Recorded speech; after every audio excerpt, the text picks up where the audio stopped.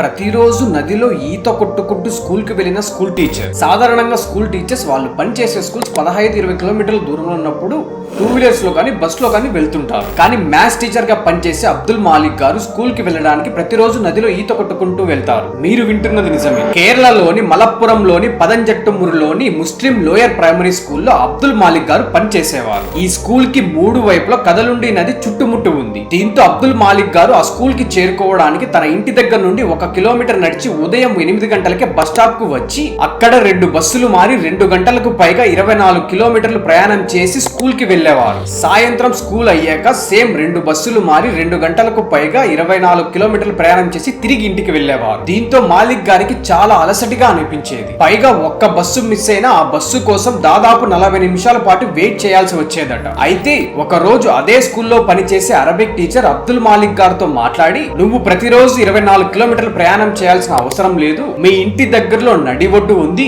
ఆ నదిలో కనుక నువ్వు వస్తే కేవలం 15-20 నిమిషాలు స్కూల్ కి చేరుకోవచ్చని చెప్పాడు. తర్వాత నుండి అబ్దుల్ మాలిక్ గారు ఒక ప్లాస్టిక్ బ్యాగ్ లో పుస్తకాలు మరియు బట్టలు పెట్టుకుని తన నడుముకి ఒక ట్యూబ్ వేసుకుని నదిలో ఈత కొట్టుకుంటూ కేవలం 30 నిమిషాలు స్కూల్ కి చేరుకునేవాడు. పైగా ఒక్క రోజు కూడా స్కూల్ కి ఆలస్యంగా వెళ్ళలేదు. అంతేకాకుండా అప్పుడప్పుడు స్కూల్ పిల్లలు ఈతకు తీసుకెళ్లి నదిలో ఉండే ప్లాస్టిక్ మరియు చెత్తను తొలగించేవారట. మా ఛానల్ ని సబ్స్క్రైబ్ చేసుకోండి.